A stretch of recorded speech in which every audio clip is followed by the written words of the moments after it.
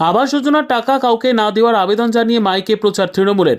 আবাস যোজনায় কাটমানি খাওয়ার অগুন্তি অভিযোগ রয়েছে, তবে এবার আবাস যোজনায় উপভোক্তাদের সতর্ক করতে শুরু হলো সচেতনতা প্রচার। আবাস যোজনার বাড়ির টাকা কোনো দালাল, কোনো কর্মী বা কোনো অফিসার কাটমানি চায়, তাহলে তাদের ফাঁদে না পড়ে সরাসরি তৃণমূল পঞ্চায়েত কার্যালয়ে জানানোর জন্য মাইকে করে প্রচার করেন দুবরাজপুর ব্লকের হেতমপুর অঞ্চল তৃণমূল কংগ্রেসের কর্মীরা।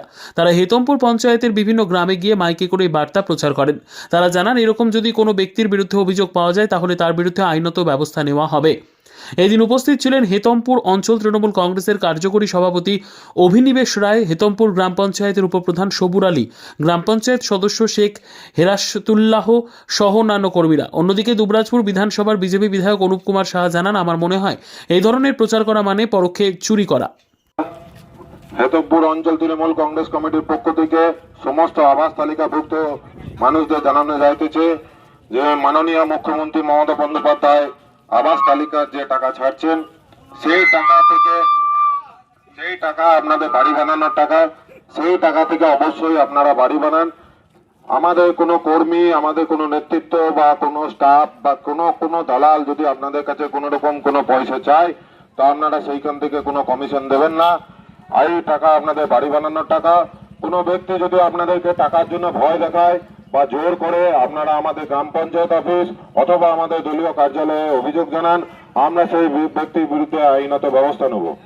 এদের দ্বারা হেতমপুর অঞ্চল তৃণমূল কংগ্রেস কমিটির পক্ষ থেকে সমস্ত আবাস তালিকাভুক্ত নাগরিকদের জানানো হয়েছে যে মাননীয় মুখ্যমন্ত্রী মমতা বন্দ্যোপাধ্যায় আবাস তালিকার জন্য যে টাকা ছেড়েছেন, সেই টাকা থেকে কোনো ব্যক্তিকে কোনোরূপ কোনো টাকা দেবেন না। কোনো ব্যক্তি যদি আপনাকে এই টাকার জন্য জোর করে বা ভয় দেখায়, আপনারা এসে আমাদের গ্রাম পঞ্চায়েত অফিস বা আমাদের দলীয় কার্যালয়ে এসে যোগাযোগ করুন।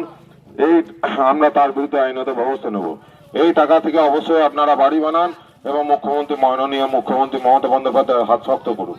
তালিকার জন্য আবাস যোজনার জন্য যে বাড়ির টাকা ছাড়ছেন, সেই টাকা থেকে আমাদের কোনো নেতৃত্ব টাকা, আপনাদেরকে যদি কোনো ব্যক্তি ভয় দেখায় বা জোর করে, আপনারা এসে আমাদের দলীয় কার্যালয় অথবা আমাদের গ্রাম পঞ্চায়েত অফিসে এসে অভিযোগ জানান।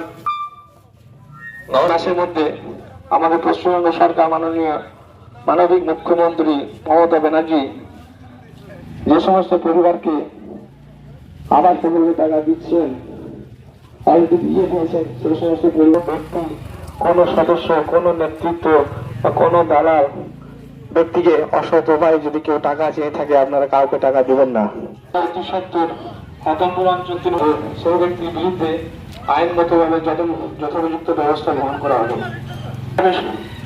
অনুরোধ জানাচ্ছি, আপনারা কাজ দ্বারা প্রেরিত না হয়ে আপনারা হেতমপুর অঞ্চল তৃণমূল কংগ্রেস কার্যালয় বা হেতমপুর অঞ্চলে দেখা করবেন।